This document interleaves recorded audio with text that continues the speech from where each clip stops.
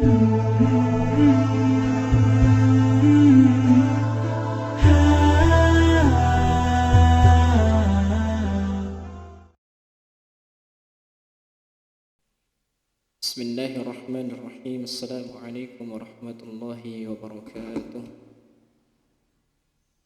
Alhamdulillahi bini'matihi tatimmus salihat. Wassalatu wassalamu ala nabiyyil muayyadi bil mu'jizat wa ala alihi wa ashabihi ma damatil ardu was samawat. Asyhadu an la ilaha illallah wahdahu la syarika lah wa asyhadu anna Muhammadan abduhu wa rasuluhu la nabiyya wa la rasula ba'dah. Allahumma salli wa sallim wa barik ala Muhammadin wa ala alihi wa ashabihi wat tabi'in wa man tabi'ahum bi ihsanin ila yaumiddin. Ma ba'du. Alhamdulillah kita dipertemukan Subhanahu wa ta'ala dan kita dikasih kesehatan oleh Allah Subhanahu wa ta'ala sampai saat ini, dan semoga Allah Subhanahu wa ta'ala selalu melindungi kita dari segala mara bahaya dan menguatkan hati kita dan memberikan kita istiqomah, kemudian mengobati penyakit-penyakit pada diri hati kita. Dan semoga kita semakin semangat untuk melaksanakan sunnah-sunnah Rasulullah sallallahu alaihi wasallam. Pada pertemuan kali ini kita akan lanjutkan kajian kita, yaitu tentang sunnah-sunnah yaumiyah, yaitu sunnah-sunnah yang sehari-hari. Ya, insyaallah kita masuk pada bab yang pertama, yaitu as-sunan al-mauqutah. Sunnah-sunnah yang memiliki waktu-waktu, ya, mauqutah, yang diliputi dengan waktu. Yang pertama yaitu yang dimaksud dengan naqsidu bis sunnah mauqutah ya as-sunnah al mauqutah bi awqat muayyanah fi yaumin wa lailah, yaitu sunnah-sunnah yang memiliki waktu tertentu di setiap hari dan malam. Di dalam setiap hari dan malam memiliki waktu-waktu tertentu. Wa qassamaha ila sab'ati awqat.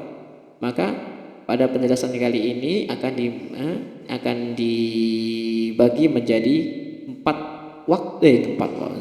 waktu.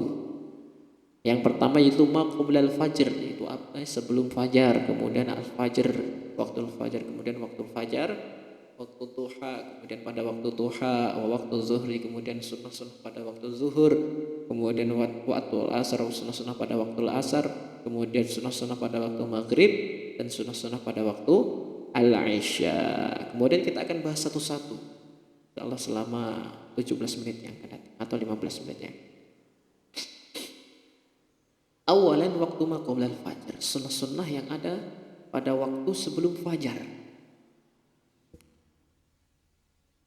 Apa sunnah-sunnahnya?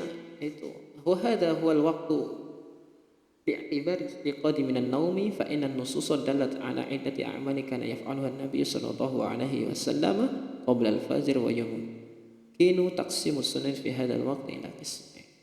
Dan ternyata Rasulullah sallallahu alaihi wasallam ketika sebelum fajar melaksanakan banyak sunnah sekali. Insyaallah akan dibahas pada pembahasan kali ini. Yang pertama al-qismul awal, ini pada halaman ke-23 kalau di kitab Arab. Kalau di kitab Indonesianya akan di halaman ke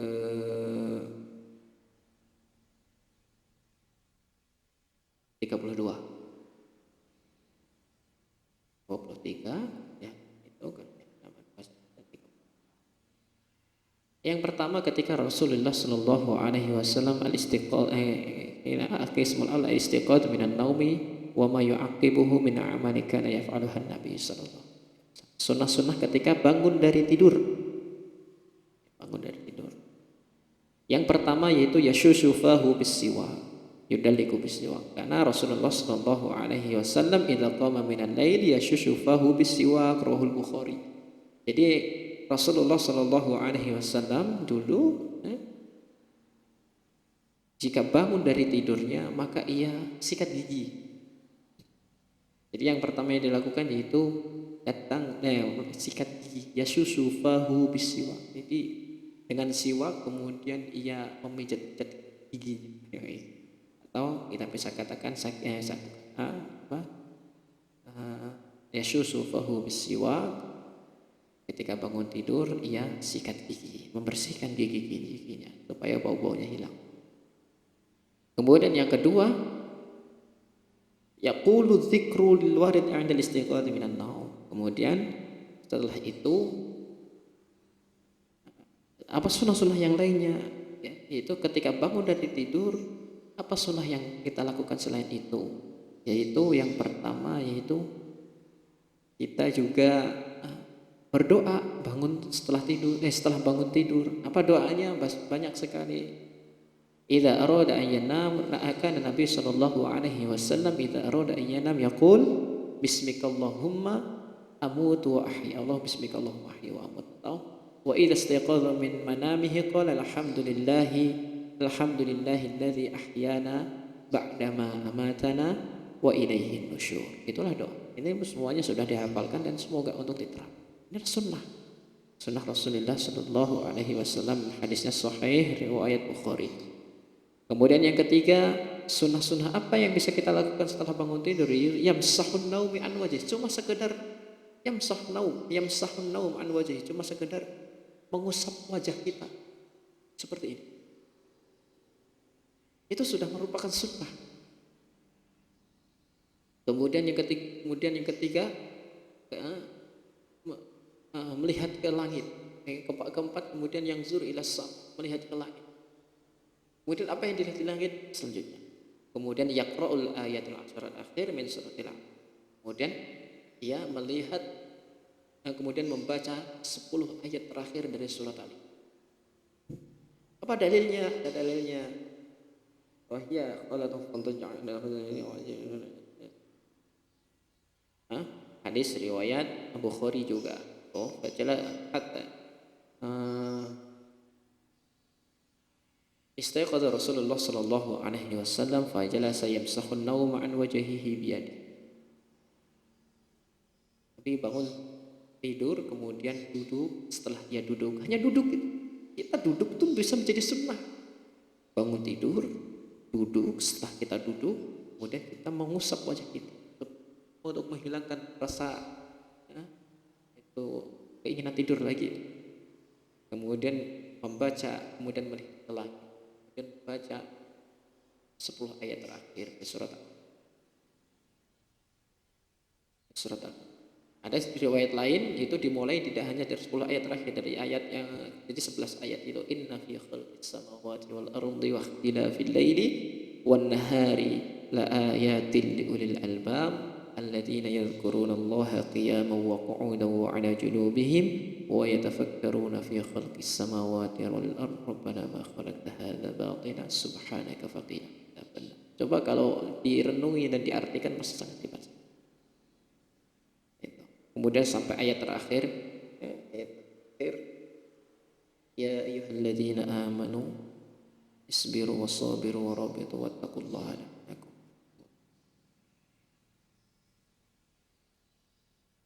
Ayat terakhir. Kemudian apa yang selanjutnya ia laksanakan Nabi Shallallahu Alaihi Wasallam setelah bangun dari tidurnya tadi? Yang keenam yaitu ghusl yadaini salat. Kemudian karena dulu waktu memiliki siwak ya, jadi yang pertama ketika bangun tidur, atau boleh juga siwaknya diakhirkan. Bangun tidur, duduk, kemudian berdoa, setelah berdoa melihat ke langit, atau duduk, kemudian mengusap wajahnya, kemudian berdoa, setelah langit, baca 10 ayat dari surat Ali Imran, kemudian setelah itu ghusl yadaini dulu nggak apa-apa, kemudian pokoknya sunnah ini tidak harus tertib ya. Bisa kemudian sikat gigi kalau tidak punya siwak bisa pada waktu itu.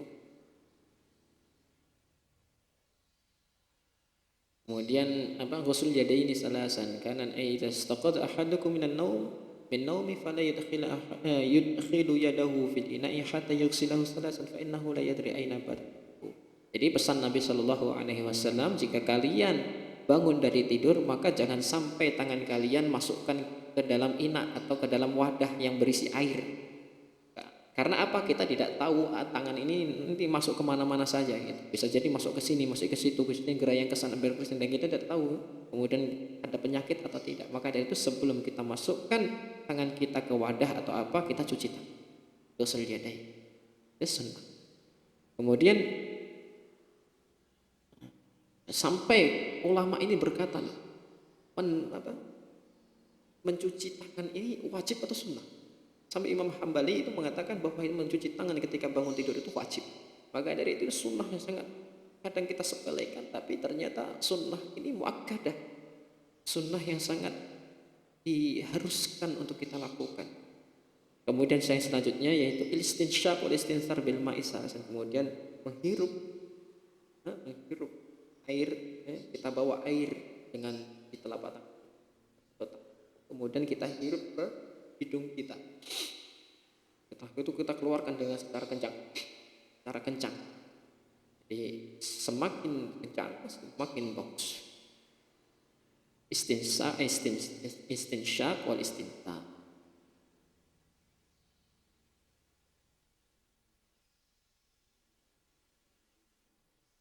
Kemudian apa faidahnya kita disuruh untuk seperti itu? Faidahnya itu pada halaman 28. Fa inna syaitana yabitu ala khayashimihi. Jadi karena apa?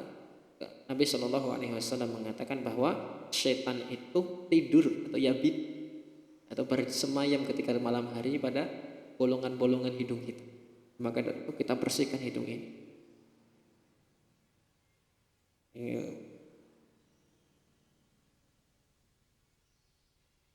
Kemudian sunnah yang selanjutnya yaitu kita berwudu. Berwudu untuk melaksanakan, kemudian kita berwudu dengan memaksimalkan sunnah-sunnah yang ada dalam wudu. Apa kemudian sunnah-sunnah yang ada dalam ketika berwudu apa? Yang pertama yaitu siwak. Jadi kalau tadi itu sebelumnya sudah siwak ya sudah.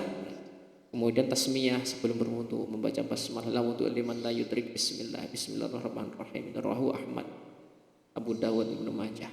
Jadi diriwayatkan oleh Imam Ahmad, Ibnu Majah bahwa la wudu itu tidak akan sah liman lam yadhkur ismallah, yang belum menyebutkan atau menyebutkan nama-nama Allah Subhanahu wa taala, mengucapkan bismillahirrahmanirrahim. Tapi hadisnya ada berapa? Kemudian apa? Sunnah-sunnah yang tentunya sunnah banyak sekali yang sudah bisa dipahami. Kemudian setelah itu ghusl yadain, kafain itu merupakan juga sunnah. Kemudian melaksanakan tangan yang kanan dulu merupakan sunnah. Kemudian diawali dengan sunnah-sunnah ketika wudu. Kemudian yang lainnya, kemudian melaksanakan sunnah dengan memaksimalkan gerakannya. Kalau di dalam Syafi'i, jadi di Imam Syafi'i itu di kitab Minhajut Thalibin, madhabnya Syafi'i, jadi boleh berwudu dengan beberapa kepala saja. Tapi kalau kita kan enggak, kalau mereka boleh. Tapi itu boleh, tapi sunnahnya apa? Sunnahnya yaitu melaksanakan dengan seperti ini. Ini sunnah.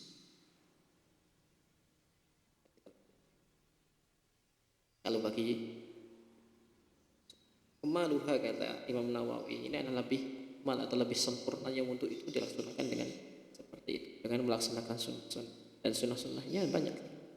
Kemudian kita berdoa dengan doa yang sudah diriwayatkan oleh Rasulullah SAW ketika selesai berwudu. An Umar radhiyallahu anhu qala Rasulullah SAW, ma minkum min ahadin yatawadda fa yablughu aw fayusbighul wudu'a thumma yaqul,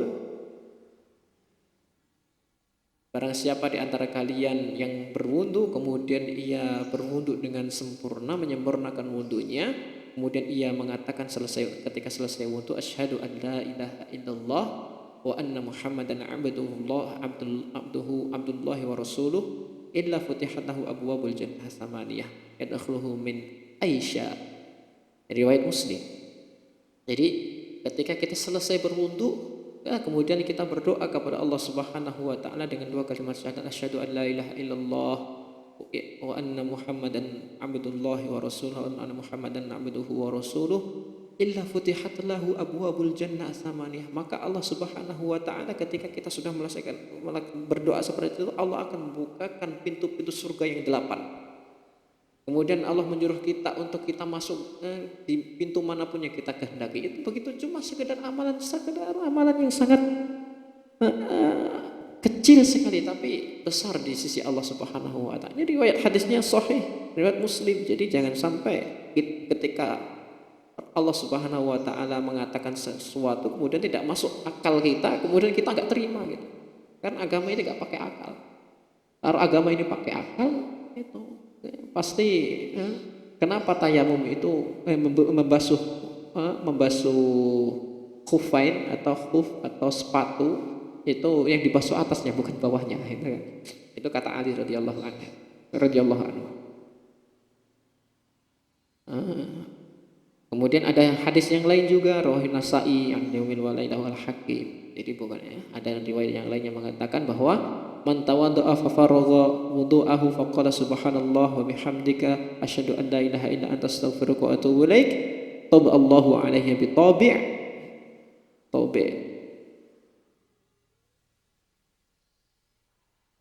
thumma rufi'at tahtal arsy falam tuksir ila yaumil qiyamah. Maka barang siapa yang berdoa ketika selesai wudu subhanallah subhanakallahumma wa bihamdika asyhadu an la ilaha illa anta astaghfiruka wa atubu ilaik, maka Allah Subhanahu wa taala memberikan taubik. Jadi doa ini akan dibungkus, kemudian akan ditaruh di bawah arsy-nya Allah Subhanahu wa taala, tepatnya bersemayamnya Allah Subhanahu wa taala. Dan tidak akan pernah dibuka, hadiah untuk kita. Dan tidak akan dibuka ketika hari kiamat, hadiah untuk kita.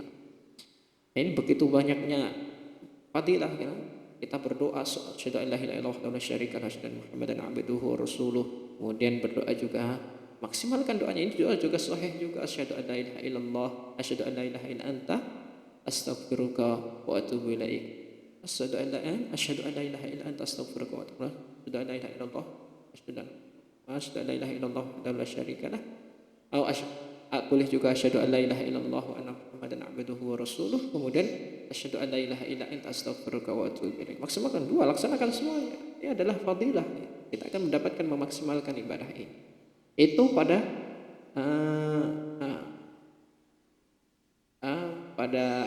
sunnah sebelum waktu sunnah qoblal fajar, sebelum waktu fajar, yang bisa kita laksanakan pada waktu tersebut. Itu yang dapat kami sampaikan pada pertemuan kali ini. Insyaallah kita lanjutkan kajian kita dengan qismus tsani atau penjelasan yang kedua, qiyamul lail, yaitu salat malam dan witir dan amalan-amalan apa yang kita laksanakan pada waktu tersebut, sunnah-sunnah.